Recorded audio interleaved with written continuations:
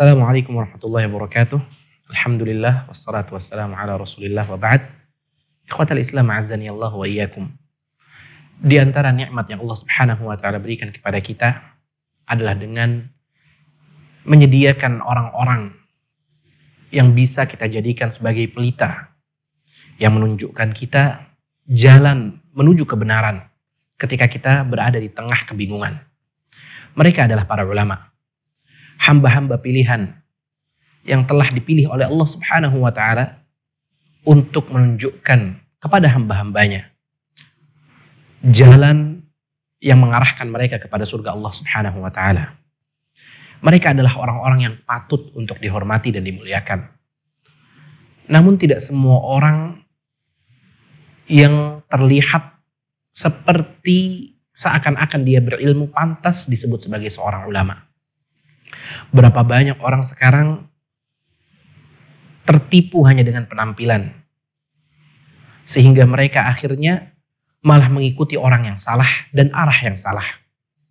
Maka dari itu, pertanyaan yang harus kita perhatikan adalah siapa sebenarnya yang pantas untuk disebut seorang ulama.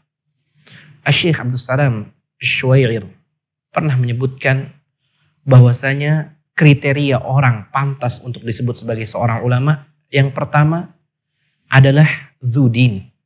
Dia memiliki agama yang baik. Dan orang bisa dikatakan memiliki agama yang baik jika agama yang dia anut adalah agama Islam.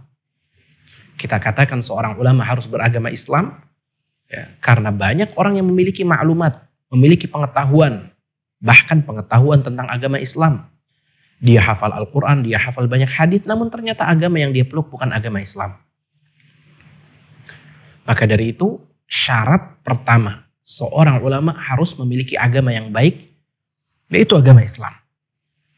Di samping dia memeluk agama Islam, dia pun harus berusaha untuk mengerjakan konsekuensi-konsekuensi dari keislamannya semaksimal yang dia mampu.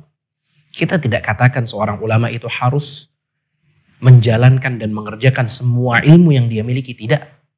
Tapi cukup dia berusaha maksimal untuk mengerjakan apa yang dia ketahui.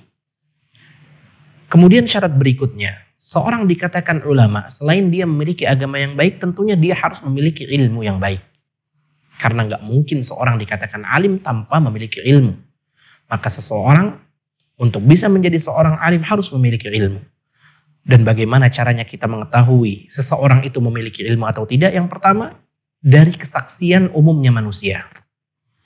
Karena pada hakikatnya, manusia-manusia atau hamba-hamba Allah yang ada di muka bumi ini, mereka adalah saksi yang akan memberikan persaksian mereka di hadapan Allah. Rasulullah SAW bersabda, Antum syuhada'ullahi fil ard.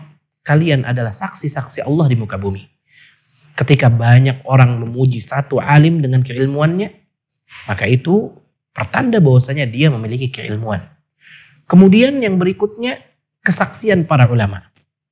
Ketika para ulama memberikan rekomendasi atau kesaksian bahwasanya si fulan adalah orang yang memiliki ilmu, maka kesaksian para ulama ini juga bisa dijadikan sebagai dalil atau petunjuk bagi kita bahwasanya orang tersebut benar-benar memiliki ilmu. Al-Imam Malik rahimahullah mengatakan, dia tidak berani memberikan pelajaran dan fatwa di Masjid Nabawi sampai ada 70 orang ulama yang bersaksi bahwasanya beliau memiliki kapasitas untuk melakukan hal tersebut. Kemudian yang berikutnya, kita bisa menilai seseorang itu sebagai seorang ulama apabila kita bisa mengenal dan mengetahui track recordnya dalam menuntut ilmu. Karena ilmu ini bukanlah sesuatu yang bisa didapatkan secara instan. Ketika kita ingin melihat keilmuan seseorang, kita lihat rekod dia dalam menuntut ilmu. Di mana dia belajar, kepada siapa dia belajar. Dan kemudian cara yang berikutnya, agar kita bisa tahu apakah seseorang itu memiliki ilmu atau tidak, atau berhak untuk dicap atau dilabeli sebagai ulama atau tidak, dengan melihat akalnya.